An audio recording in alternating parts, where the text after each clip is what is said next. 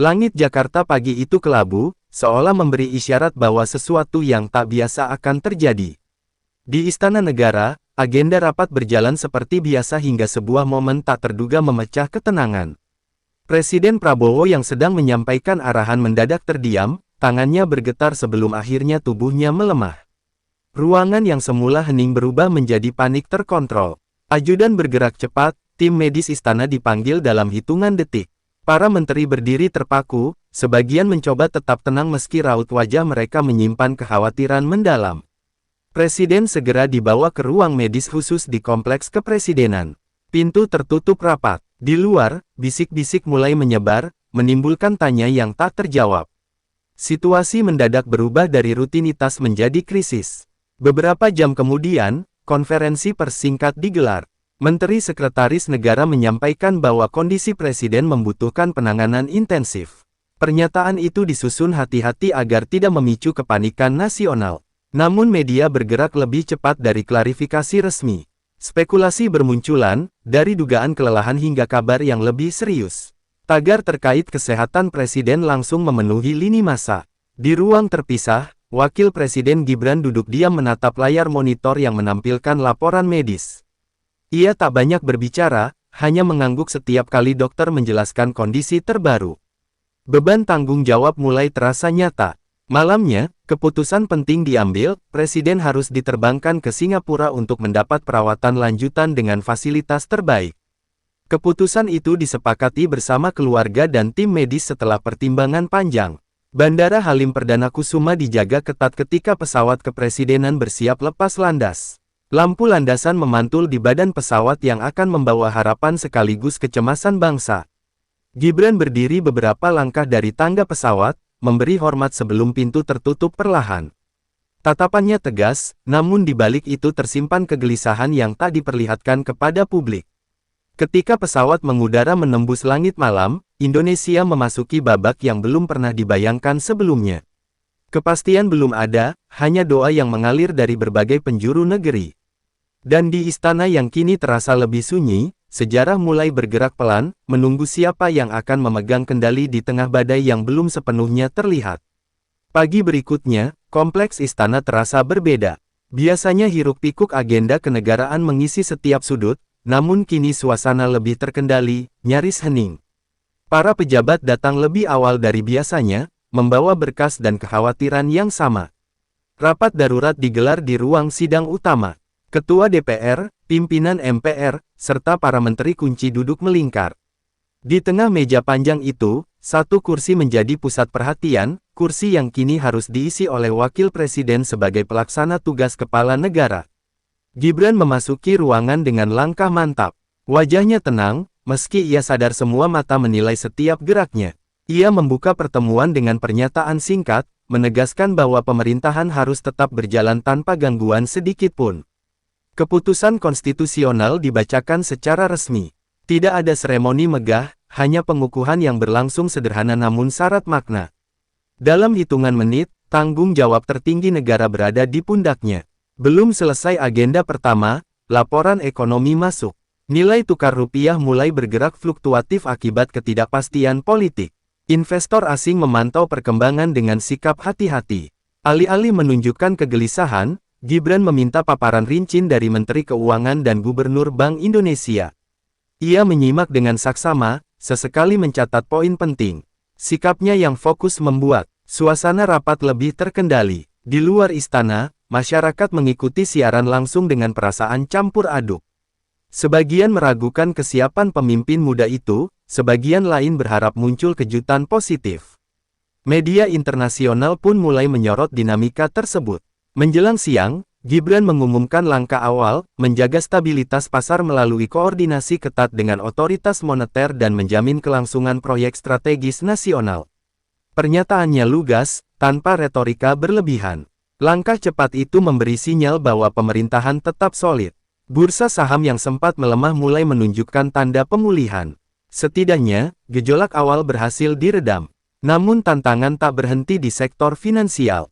Laporan intelijen menyebut adanya pihak-pihak yang mencoba memanfaatkan situasi untuk menggiring opini negatif. Informasi itu dibahas tertutup dalam lingkaran terbatas. Sore harinya, Gibran berdiri di depan podium istana. Dalam pidato singkatnya, ia menegaskan bahwa fokus utama adalah memastikan negara tetap stabil dan pelayanan publik tidak terganggu.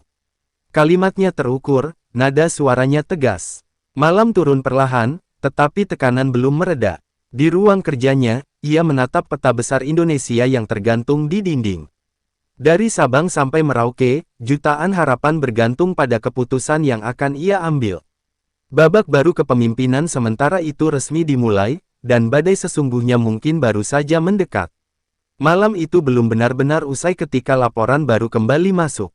Dari layar besar di ruang situasi, grafik pergerakan pasar global menunjukkan tekanan yang semakin kuat. Gejolak eksternal mulai merambat, memicu kecemasan di kalangan pelaku usaha dalam negeri. Gibran tidak meninggalkan istana. Ia meminta seluruh jajaran ekonomi berkumpul kembali sebelum fajar menyingsing.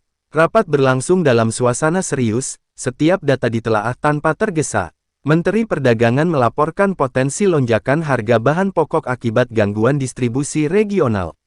Sementara itu, sektor energi terancam terdampak karena kontrak impor yang sensitif terhadap perubahan nilai tukar. Alih-alih menunggu keadaan memburuk, Gibran menginstruksikan pembentukan tim stabilisasi terpadu.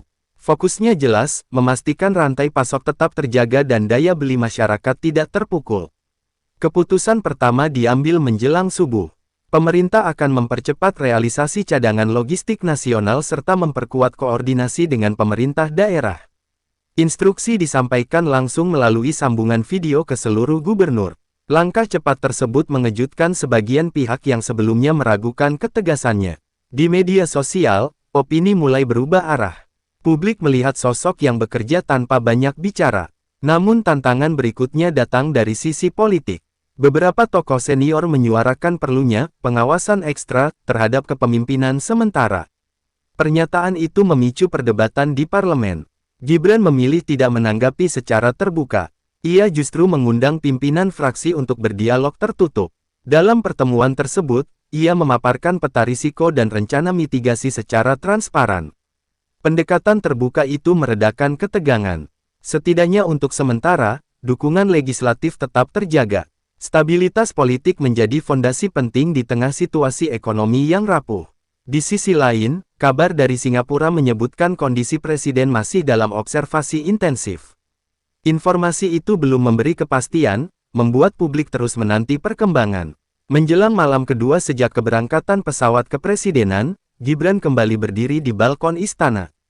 Dari kejauhan, lampu kota Jakarta berkelip tanpa mengetahui beban yang dipikul pemimpinnya. Di bawah langit yang masih menyimpan mendung, ia menyadari bahwa ujian ini bukan hanya soal kebijakan, melainkan soal ketahanan mental. Dan ketika angin malam berhembus pelan, ia tahu bahwa hari-hari berikutnya akan menentukan arah perjalanan bangsa. Keesokan paginya, suasana politik memanas lebih cepat dari perkiraan. Sejumlah analis tampil di berbagai stasiun televisi, mempertanyakan arah kebijakan yang diambil dalam waktu singkat. Narasi tentang kepemimpinan transisi mulai diperdebatkan secara terbuka. Di balik layar, manuver lebih tajam terjadi. Beberapa elit partai mengadakan pertemuan tertutup, membahas kemungkinan perubahan peta kekuasaan jika kondisi presiden tak kunjung membaik. Bisik-bisik itu terdengar hingga ke telinga lingkaran dalam istana. Laporan intelijen yang masuk ke meja Gibran menunjukkan adanya upaya menggiring opini publik melalui kampanye digital terkoordinasi. Isinya menyoroti usia, pengalaman, bahkan legitimasi moralnya sebagai pelaksana tugas. Alih-alih terpancing, ia memanggil Kepala Badan Siber dan Sandi Negara serta tim komunikasi strategis. Instruksinya jelas, tangkal disinformasi dengan data, bukan emosi. Sore harinya, konferensi pers digelar secara terukur. Pemerintah memaparkan capaian stabilisasi ekonomi yang mulai menunjukkan hasil. Angka-angka konkret ditampilkan agar masyarakat menilai berdasarkan fakta.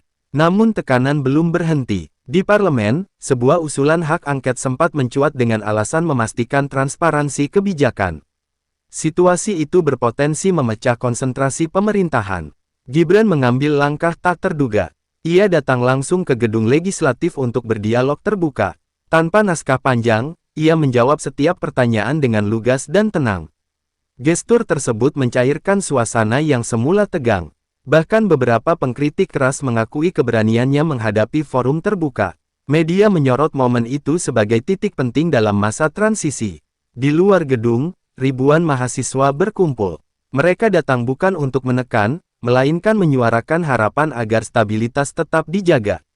Spanduk-spanduk berisi pesan persatuan terlihat di antara kerumunan. Malamnya, kabar dari Singapura membawa sedikit ketenangan. Dokter menyatakan respons pengobatan menunjukkan perkembangan positif, meski masih membutuhkan waktu pemulihan. Kembali ke istana, Gibran berdiri di ruang kerja yang lampunya belum dipadamkan sejak beberapa hari terakhir. Ia menyadari bahwa badai politik perlahan bisa diredam, tetapi kewaspadaan tak boleh lengah. Di tengah hiruk-pikuk opini dan kepentingan, satu hal menjadi semakin jelas, kepemimpinan bukan sekadar menggantikan posisi, melainkan menjaga arah ketika banyak pihak mencoba menarik kemudi ke tujuan berbeda. Beberapa hari setelah dialog di parlemen, suasana ibu kota tampak lebih stabil. Namun ketenangan itu ternyata rapuh. Laporan baru datang dari wilayah perbatasan utara, terjadi peningkatan aktivitas kapal asing yang memasuki zona ekonomi eksklusif. Informasi tersebut langsung dibahas dalam rapat terbatas bidang keamanan. Peta digital ditampilkan di layar besar, memperlihatkan titik-titik pergerakan yang mencurigakan. Situasi itu berpotensi memicu ketegangan diplomatik jika tidak ditangani hati-hati. Gibran mendengarkan paparan Panglima TNI dan Kepala Staf Angkatan Laut dengan serius. Ia meminta pendekatan terukur, tegas namun tidak provokatif. Patroli ditingkatkan, komunikasi diplomatik juga segera dibuka. Di saat bersamaan, media internasional mulai menyorot dinamika tersebut. Beberapa pengamat luar negeri mempertanyakan apakah Indonesia cukup kuat menjaga kedaulatan di tengah transisi kepemimpinan. Alih-alih terjebak pada opini luar, Gibran memilih turun langsung ke pangkalan militer strategis. Kunjungannya dilakukan tanpa pengumuman besar. Ia ingin melihat situasi dari dekat, bukan hanya melalui laporan tertulis. Kehadirannya di tengah para prajurit memberi pesan simbolis bahwa komando tetap berjalan solid. Ia berbincang dengan perwira muda, menanyakan kondisi personel dan kesiapan armada. Langkah itu segera menyebar ke publik melalui dokumentasi sederhana yang dirilis resmi. Reaksi masyarakat positif, banyak yang melihatnya sebagai sinyal bahwa stabilitas keamanan tetap terkendali. Sementara itu, komunikasi dengan negara tetangga membuahkan hasil. Nota diplomatik dikirimkan, menegaskan posisi Indonesia tanpa memperkeruh keadaan. Jalur dialog dipilih untuk meredakan potensi konflik. Di dalam negeri, indeks kepercayaan publik perlahan meningkat. Survei cepat menunjukkan mayoritas masyarakat menilai pemerintahan sementara berjalan efektif. Meski demikian, tekanan pribadi mulai terasa. Jadwal yang padat dan tanggung jawab besar menyita hampir seluruh waktunya. Istirahat menjadi barang langka. Suatu malam, di sela kesibukan, ia menerima pembaruan dari Singapura. Kondisi presiden terus membaik, meski dokter menyarankan pemulihan total sebelum kembali aktif. Menatap laporan itu, Gibran menarik napas panjang. Tantangan keamanan telah berhasil diredam tanpa gejolak besar, tetapi perjalanan belum selesai. Di cakrawala politik dan ekonomi, awan tipis masih menggantung, menunggu bagaimana bab berikutnya akan dituliskan oleh keputusan-keputusan berani yang akan datang. Keberhasilan meredam ketegangan di perbatasan belum sempat dirayakan ketika laporan baru mengguncang meja kerjanya. Kali ini datang dari sektor energi. Gangguan distribusi global menyebabkan pasokan bahan bakar terancam tersendat dalam beberapa pekan ke depan.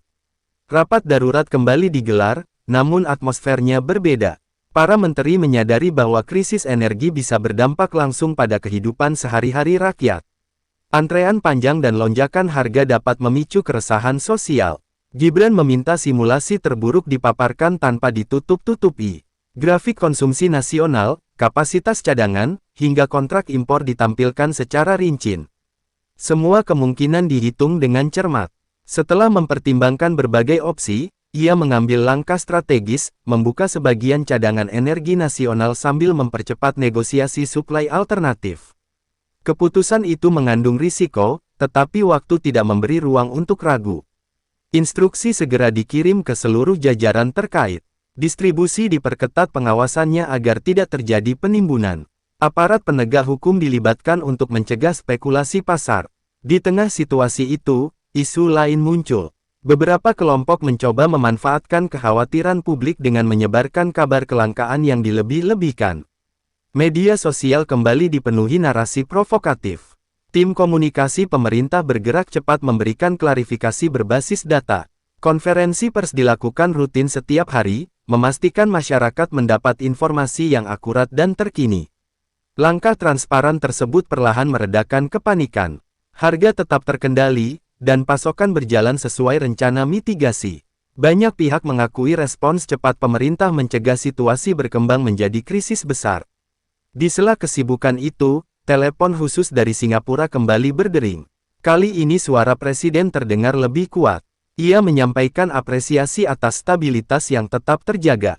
Percakapan singkat itu memberi dorongan moral yang signifikan. Bagi Gibran, dukungan tersebut menjadi pengingat bahwa ia tidak berjalan sendiri dalam fase sulit ini. Malam kembali menyelimuti Jakarta, tetapi suasana berbeda dari hari-hari awal krisis. Roda pemerintahan tetap berputar, dan kepercayaan mulai terbangun. Meski tantangan terus berdatangan silih berganti, fondasi kepemimpinan sementara itu kini semakin kokoh, menandakan bahwa badai, sekeras apapun, dapat dilalui dengan keteguhan dan perhitungan matang. Beberapa pekan berlalu sejak gejolak terakhir, dan grafik ekonomi menunjukkan tren membaik. Namun ketenangan itu kembali diuji ketika laporan dari Badan Nasional Penanggulangan Bencana masuk lebih cepat dari biasanya. Sebuah gempa besar mengguncang wilayah timur Indonesia saat fajar baru menyingsing. Getaran terasa hingga kota-kota sekitar, merobohkan bangunan dan memutus akses jalan utama. Komunikasi di beberapa titik terputus, menyulitkan koordinasi awal. Gambar-gambar kehancuran segera menyebar, menggugah simpati sekaligus kecemasan nasional. Tanpa menunggu laporan lengkap, Gibran langsung mengaktifkan pusat komando darurat di istana. Ia memimpin rapat lintas kementerian yang melibatkan TNI, Polri, BNPB, dan Kementerian Sosial. Instruksinya singkat, selamatkan korban, pulihkan akses, dan pastikan logistik tiba secepat mungkin. Pesawat militer diberangkatkan membawa tim SAR dan bantuan medis. Kapal rumah sakit digerakkan menuju lokasi terdampak. Dalam hitungan jam, operasi kemanusiaan terbesar sejak masa transisi dimulai resmi berjalan. Sore harinya, Gibran memutuskan terbang langsung ke wilayah bencana. Keputusan itu sempat diperdebatkan karena risiko keamanan dan padatnya agenda nasional. Namun ia menilai kehadiran pemimpin di tengah korban memiliki makna lebih dari sekadar simbolik. Di lokasi, ia berjalan di antara puing-puing, berbicara dengan warga yang kehilangan tempat tinggal. Tidak ada pidato panjang, hanya percakapan singkat yang penuh empati. Tangisan dan harapan bercampur dalam suasana haru. Ia memastikan tenda pengungsian memadai, dapur umum beroperasi, dan distribusi air bersih lancar. Setiap laporan dicek langsung di lapangan. Aparat diminta bekerja cepat tanpa mengabaikan ketelitian. Kunjungan tersebut mendapat perhatian luas. Media menyorot respons cepat pemerintah, sementara relawan dari berbagai daerah berdatangan menawarkan bantuan. Gelombang solidaritas nasional kembali menguatkan persatuan. Di tengah aktivitas padat, kabar dari Singapura kembali memberi harapan. Dokter menyatakan kondisi presiden stabil dan proses pemulihan berjalan sesuai rencana. Informasi itu menambah semangat bagi seluruh jajaran pemerintahan. Kembali ke Jakarta 2 hari kemudian, Gibran menggelar evaluasi menyeluruh. Rekonstruksi wilayah terdampak dirancang tidak hanya untuk memperbaiki, tetapi membangun lebih tangguh dari sebelumnya. Malam itu, ketika ia menatap peta daerah yang kini dipenuhi tanda-tanda proyek pemulihan, ia menyadari satu hal penting, ujian kepemimpinan bukan hanya soal menjaga stabilitas politik dan ekonomi, tetapi juga tentang hadir saat rakyat paling membutuhkan. Dan di tengah duka yang menyelimuti negeri, tekad untuk bangkit bersama justru semakin menyala. Upaya pemulihan di wilayah terdampak gempa berjalan tanpa jeda. Alat berat berdatangan, relawan bekerja berdampingan dengan aparat, dan tenda-tenda pengungsian perlahan digantikan hunian sementara yang lebih layak. Namun di balik geliat rekonstruksi, tekanan fiskal mulai terasa. Menteri Keuangan melaporkan bahwa anggaran darurat yang telah digelontorkan cukup besar. Jika tidak dikelola hati-hati, defisit bisa melebar dan memengaruhi kepercayaan pasar. Tantangan kali ini bukan soal kecepatan, melainkan keseimbangan. Gibran mengumpulkan tim ekonomi dan perencanaan pembangunan untuk merancang skema pembiayaan kreatif. Ia mendorong kolaborasi dengan sektor swasta melalui program kemitraan pemulihan infrastruktur, tanpa mengorbankan kepentingan publik. Diskusi berlangsung intens. Setiap proposal diuji dari sisi manfaat jangka panjang. Prinsipnya jelas, membangun kembali dengan standar yang lebih tangguh terhadap bencana. Di saat bersamaan, dukungan internasional mulai mengalir. Beberapa negara sahabat menawarkan bantuan teknis dan logistik. Pemerintah memutuskan menerima dengan selektif, memastikan koordinasi tetap terpusat. Langkah transparan itu mendapat apresiasi luas. Laporan penggunaan dana dipublikasikan secara berkala, memperlihatkan komitmen akuntabilitas. Kepercayaan publik terus meningkat, namun ujian lain muncul dari dalam. Sejumlah pihak mengkritik percepatan proyek karena dianggap terlalu ambisius. Mereka khawatir pengawasan menjadi longgar. Menanggapi hal tersebut, Gibran membentuk satuan tugas independen yang melibatkan unsur profesional dan masyarakat sipil. Tujuannya memastikan setiap proses berjalan sesuai aturan. Keputusan itu meredakan perdebatan. Kritik berubah menjadi partisipasi konstruktif. Banyak kalangan yang sebelumnya skeptis kini ikut memberi masukan. Di tengah kesibukan nasional, kabar baik kembali datang dari Singapura. Tim medis menyatakan Presiden siap menjalani tahap rehabilitasi lanjutan, pertanda pemulihan semakin dekat. Informasi tersebut membawa suasana optimistis ke dalam kabinet. Para menteri melihat masa transisi mulai mendekati garis akhir, meski pekerjaan belum sepenuhnya selesai. Malam itu, setelah rapat panjang mengenai rencana jangka menengah pembangunan nasional, Gibran duduk sejenak di ruang kerjanya. Ia menyadari bahwa masa sulit telah membentuk pola kepemimpinan yang lebih matang. Krisis demi krisis mengajarkan bahwa ketahanan bangsa tidak hanya ditentukan oleh satu figur, melainkan oleh kemampuan seluruh elemen untuk bergerak serempak menjaga arah perjalanan negara. Angin perubahan terasa semakin nyata ketika laporan medis terbaru menyebutkan bahwa Presiden siap kembali ke tanah air dalam waktu dekat. Informasi itu belum diumumkan resmi, tetapi lingkaran dalam pemerintahan sudah mulai bersiap. Di istana, pembahasan mengenai transisi balik kekuasaan dilakukan dengan hati-hati. Semua harus berjalan mulus, tanpa celah yang bisa menimbulkan tafsir politik. Stabilitas yang telah dijaga berbulan-bulan tak boleh terganggu oleh euforia. Sementara itu, indikator ekonomi menunjukkan pemulihan yang konsisten. Proyek rekonstruksi di wilayah bencana menjadi penggerak pertumbuhan baru. Aktivitas industri kembali meningkat, dan optimisme pelaku usaha menguat. Namun menjelang kepulangan Presiden, muncul kembali spekulasi di ruang publik. Beberapa pihak mempertanyakan apakah dinamika kepemimpinan selama masa transisi akan mengubah konfigurasi politik nasional. Gibran menanggapi situasi itu dengan pendekatan berbeda. Ia mengundang para pimpinan partai koalisi untuk makan malam informal di istana. Dalam suasana santai, ia menekankan pentingnya kesinambungan dan persatuan. Pertemuan tersebut menghasilkan kesepahaman bahwa fokus utama tetap pada agenda pembangunan. Isu perebutan pengaruh ditepis dengan komitmen bersama menjaga stabilitas. Di sisi lain, masyarakat mulai menyambut kabar kepulangan Presiden dengan antusias. Doa dan pesan dukungan membanjiri media sosial. Harapan akan kembalinya kepemimpinan penuh terasa di berbagai penjuru negeri. Beberapa hari kemudian, pengumuman resmi disampaikan. Presiden dijadwalkan mendarat akhir pekan. Persiapan dilakukan secara sederhana, tanpa kemewahan berlebihan. Gibran memimpin rapat terakhir sebagai pelaksana tugas dengan nada reflektif. Ia mengapresiasi kerja keras seluruh jajaran yang mampu melewati berbagai ujian tanpa guncangan besar. Malam sebelum kedatangan pesawat kepresidenan, ia berjalan menyusuri koridor istana yang dulu terasa sunyi di awal krisis. Kini suasana berbeda, lebih hangat, lebih percaya diri. Ia berhenti sejenak di depan ruang kerja utama, menyadari bahwa tanggung jawab besar yang sempat berada di tangannya telah dijalankan sebaik mungkin. Tidak sempurna, namun penuh dedikasi. Ketika fajar menyingsing keesokan harinya, negeri bersiap menyambut babak baru. Masa transisi hampir usai, tetapi pelajaran yang tertinggal akan terus membentuk arah perjalanan bangsa, tentang keberanian mengambil keputusan, tentang keteguhan menghadapi tekanan, dan tentang arti menjaga amanah di tengah badai. Pagi itu, langit Jakarta cerah seakan menyambut momen bersejarah. Di Pangkalan Halim, pengamanan diperketat namun suasana tetap hikmat. Para pejabat tinggi negara telah bersiap menyambut kedatangan pemimpin yang beberapa bulan lalu berangkat dalam kondisi genting. Pesawat kepresidenan akhirnya terlihat di Cakrawala. Ketika roda menyentuh landasan, tepuk tangan spontan terdengar dari barisan penyambut. Sebuah bab penting segera ditutup, sementara lembaran baru bersiap dibuka. Pintu pesawat terbuka perlahan. Presiden Prabowo muncul dengan langkah terukur, didampingi tim medis. Wajahnya tampak lebih segar dibanding kabar terakhir yang beredar saat keberangkatan dahulu. Gibran berdiri beberapa langkah di depan, memberi hormat penuh penghormatan. Tatapan keduanya bertemu singkat, menyiratkan pemahaman yang tak perlu dijelaskan dengan kata-kata panjang. Upacara penyambutan berlangsung sederhana namun syarat makna.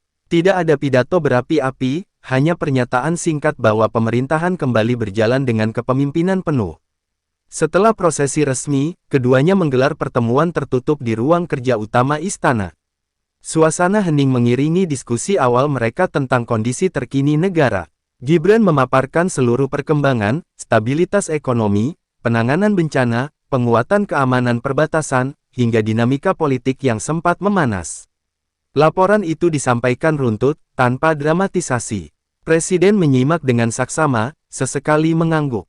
Ia menyampaikan apresiasi atas ketegasan dan kehati-hatian yang menjaga negara tetap kokoh di masa sulit. Di luar gedung, masyarakat mengikuti setiap kabar dengan penuh antusias. Media menyorot simbol kesinambungan kepemimpinan yang berjalan harmonis tanpa gejolak berarti. Sore harinya, keduanya tampil berdampingan dalam konferensi pers nasional. Pesan yang disampaikan tegas, pemerintahan solid, agenda pembangunan berlanjut, dan persatuan tetap menjadi fondasi utama. Malam itu, lampu istana kembali bersinar seperti biasa, namun suasananya terasa berbeda. Krisis yang sempat mengguncang telah terlewati tanpa meninggalkan retakan besar. Di balik segala dinamika yang terjadi, bab ini menegaskan satu hal penting, kepemimpinan sejati bukan hanya tentang siapa yang memegang jabatan, melainkan bagaimana amanah dijaga ketika keadaan memaksa perubahan. Dan dengan kembalinya presiden, perjalanan bangsa melangkah maju dengan pengalaman berharga yang tak akan terlupakan. Hari-hari setelah kepulangan presiden berjalan dengan ritme yang berbeda. Agenda kenegaraan kembali padat, namun kali ini ada nuansa reflektif yang terasa di setiap pertemuan. Krisis panjang yang telah dilewati meninggalkan jejak pengalaman mendalam bagi seluruh jajaran pemerintahan. Presiden Prabowo memimpin rapat kabinet perdana pasca pemulihan dengan suara yang mantap. Ia membuka pertemuan bukan dengan evaluasi keras, melainkan dengan apresiasi terhadap kerja kolektif selama masa transisi. Stabilitas yang terjaga dianggap sebagai kemenangan bersama. Dalam forum itu, Gibran duduk di sisi kanan, kembali pada posisi konstitusionalnya sebagai wakil presiden. Namun aura kepemimpinannya kini berbeda, lebih matang, lebih teruji oleh keadaan. Pembahasan segera beralih pada agenda besar jangka panjang.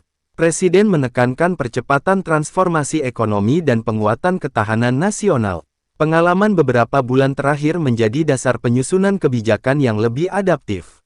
Salah satu keputusan penting adalah membentuk Dewan Strategi Krisis Permanen. Badan ini dirancang untuk merespons ancaman ekonomi, bencana alam, maupun tekanan geopolitik secara lebih terintegrasi.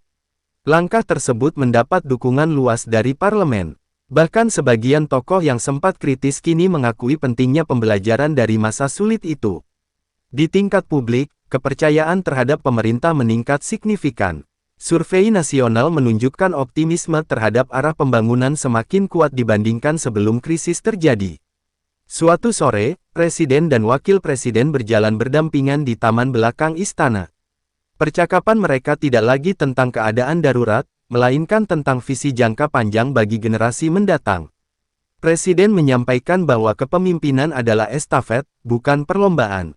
Setiap fase memiliki tantangannya sendiri, dan kesiapan menghadapi situasi tak terduga adalah kunci keberhasilan. Gibran menyadari bahwa masa transisi bukan sekadar episode sementara, melainkan proses pembentukan karakter.